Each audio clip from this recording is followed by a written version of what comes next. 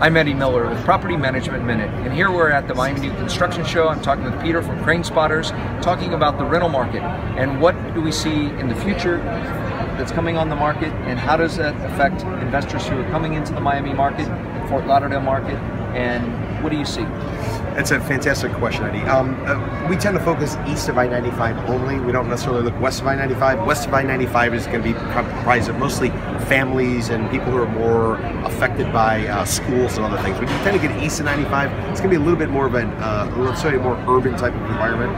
Maybe younger, maybe those without kids, stuff like that. So overall in the rental market, what we're seeing is since 2009, at the bottom of our last real estate cycle, from a high-rise perspective, when at the bottom of the market from where we are today, we've gone up probably somewhere in the vicinity of about 60 to 70% in terms of median rental price per square foot monthly.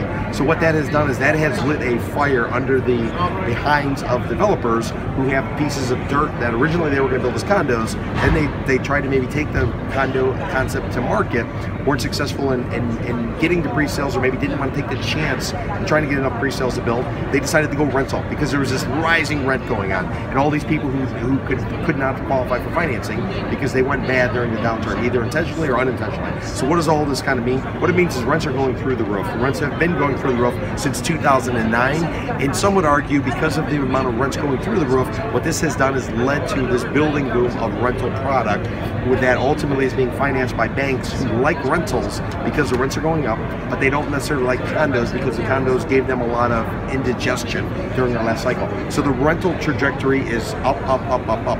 The question is, when many of these rental towers start to come online, mixed with the number of condo towers that are coming online, whether or not rents will hold, or whether or not they will start to retreat and fall down, and ultimately give the advantage, which today is to the landlord, ultimately shifted over to the tenant. Yes. Now, what we know from the data and the statistics, and rental data is very difficult to get your hands on because there's nothing that's required to be recorded in terms of documentation. Much like a sale, that has to be recorded, and there's a deed, there's a public record. A rental is not required to be recorded, and therefore the only way to really kind of track it, what we would argue, is the multiple listing service.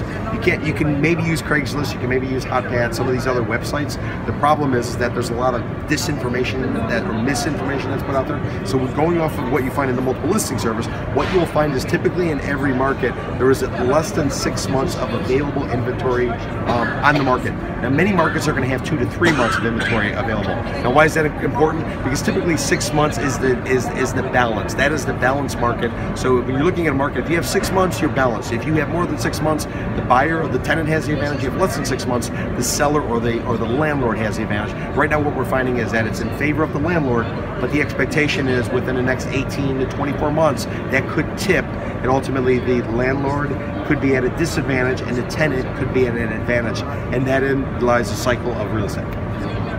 Well, for anyone who's wanting to follow the Miami market, follow the Dade County market, definitely check out your website. Cranespotters.com, CRANESPOTTERS.com. It's one of the best resources to keep on track with what's happening in the Miami market. Thank you, sir. Thank you, Eddie.